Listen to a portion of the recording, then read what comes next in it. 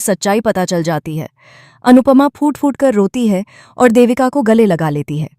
Superhit TV serial Anupama का आने वाला ट्विस्ट बहुत ही जबरदस्त होगा।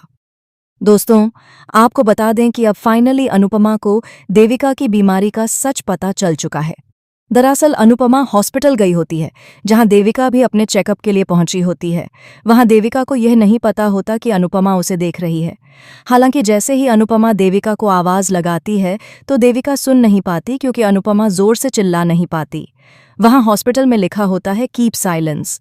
इसी दौरान नर्स बात कर रही होती है कि देविका अपने सनग्लासेस कैंसर वार्ड में भूल गई है। यह सुनकर अनुपमा को बहुत बड़ा झटका लगता है, क्योंकि अब तक देविका अपनी बीमारी की सच्चाई छुपा रही थी। देविका जानती थी कि अगर अनुपमा को पता चलेगा तो वह टूट जाएगी, बिखर जाएगी और उसे संभालना मुश्किल हो जाएगा।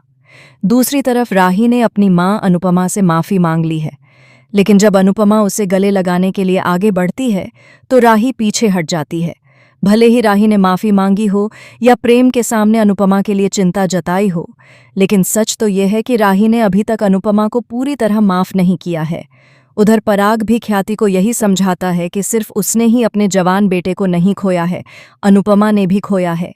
लेकिन अनुपमा ने अपनी जिंदगी में आगे बढ़ना सीखा और किसी को दोषी नहीं माना, क्योंकि जो भूल जाता है वही बड़ा बनता है और जो याद रखता है उसके अंदर कठोरता रहती है। वह कभी भी सच को स्वीकार नहीं कर पाता। ख्याति भी अब कहीं न कहीं यह समझने लगी है। वहीं अब अनुपमा देविका को हिम्मत देने के लिए एक बड़ी ट्रिप ऑर्गेनाइज करने वाली है।